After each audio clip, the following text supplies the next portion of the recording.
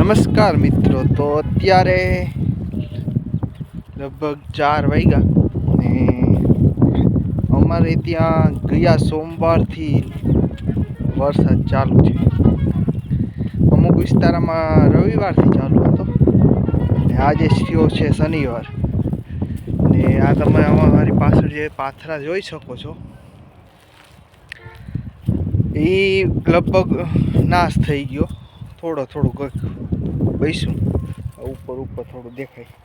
એનો પણ માર્કેટમાં વેચવા જઈએ ત્યારે ભાવ આવે ન આવે એનું કંઈ નક્કી નથી.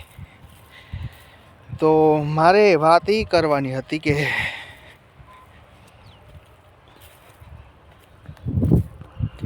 આ બરબાદી એવી છે, ધારો કે કોઈ આગ કે લઈ ગઈ હોય તો આપણે ફાયર બ્રિગેડને ફોન કરી ઓલવી શકીએ. ને આ પલરી ગયું એને આપણે ભેગું કરીએ તો પણ નુકસાન થાય ને ન કરીએ તો પણ નુકસાન ચાલુ રહે. ટૂંકમાં આપણે આંખોને સાંભળે હોળી હરકતી હોય જોવાનું રહે. ખેડૂતની અત્યારે પરિસ્થિતિ કેવી છે, તો સરકાર વહેલી તકે સર્વે કરે ને જલ્દીથી આને વળતર આપે એવી આશા રાખીએ. કારણ કે આમાં દરરોજથી દરરોજ નુકસાની વધતી જ જાય છે. જો તમને દેખાડે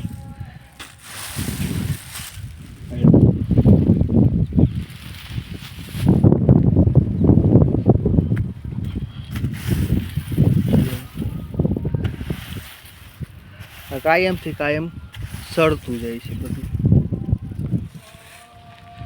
તો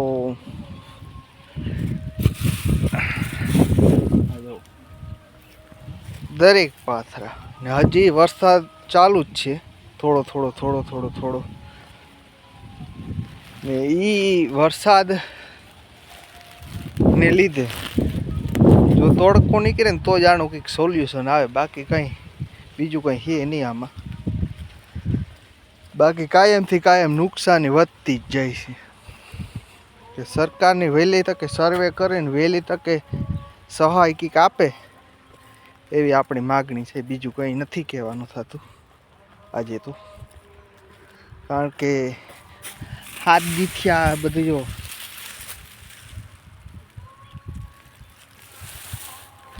એવું બધું હાલે. મોટી આહાર રાખે ને ખેડૂત મિત્રો બેઠા હોય કે આલુ ફેર પાક થઈ જાય દિવાળી માથે મોહમ આવે, છોકરાને હગાઈ કર્યું, વિવાહ કર્યું, અથવા કંઈ પણ જે વ્યાજી રૂપિયા લઈને ખેતી કામ કરી હોય, બિયારણ ને ખાતરને લીધા હોય તો એ બધાને રૂપિયા ચૂકવ્યું ને આલુ ફેરે માંડીનો પાક બહુ સારામાં સારો હતો બધી મોહેમમાં. પણ આ વરસાદને લીધે બધું પણ બરબાદ થઈ ગયું. એટલે ખેડૂતોને બહુ મોટી આહા હતી, એ આહા છીનવાઈ ગઈ ને ખેડૂત હાવ નકારાત્મક બહુ વિચારો આવવા માંડે ખેડૂતોને કે હવે શું થાય. તો ખેડૂત પાછી સરકાર એવી રીતે વળતર આપે કે ખેડૂત પોતાની હિંમત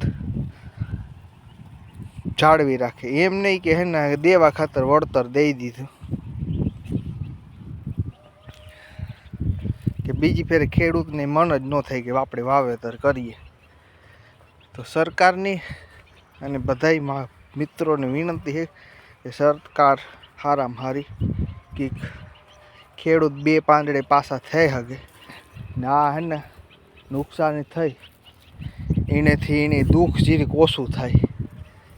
કારણ કે શિયાળ મહિનાથી મહેનત કરતા હોય, જેઠ મહિનાથી એપ્રિલ મે મહિનાથી ખેતર ખેડી પછી એમાં ખાતરના ચાહ નાખીને ચાહ કરે ને એમાં ખાતર વાવે, પછી ઓરવે, રાતની તાર પાણી વારે. પછી હમણાં તમે જોઈ ગયા આપણા વિડીયામાં કે એવી રીતે સાપ ને એ બધું નીકળતું જ હોય રોજનું રોજ. તો એટલા ભયજનક માહોલમાં રાત દિવસ મહેનત કરે ને ખૂન પસીનો એક કરી ને પછી આ મોહેમ લેવે ને એ મોહેમ જ્યારે હાથમાં આવે નહીં એ થાય કે કાલે પૈસા આવી જાય આપણે તો પલળી જાય તો જે નુકસાન ને જે પીડા થાય ને એ તો જેની થતી હોય ને નુકસાન થયું હોય ને એ જ સહન કરે હવે આપણે તો ખાલી ઓલું ઓબ્ઝર્વ કરે હગીએ બાકી જો લાગટ પાથરામાં હજી વરસાદ ચાલુ તો બસ એ જ કહેવાનું હતું. જય જવાન જય કિસાન.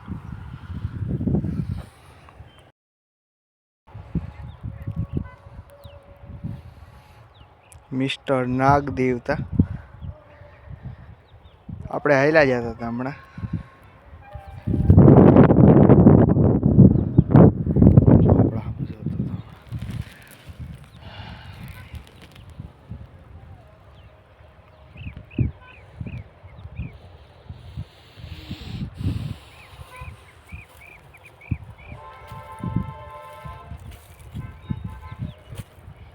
જાય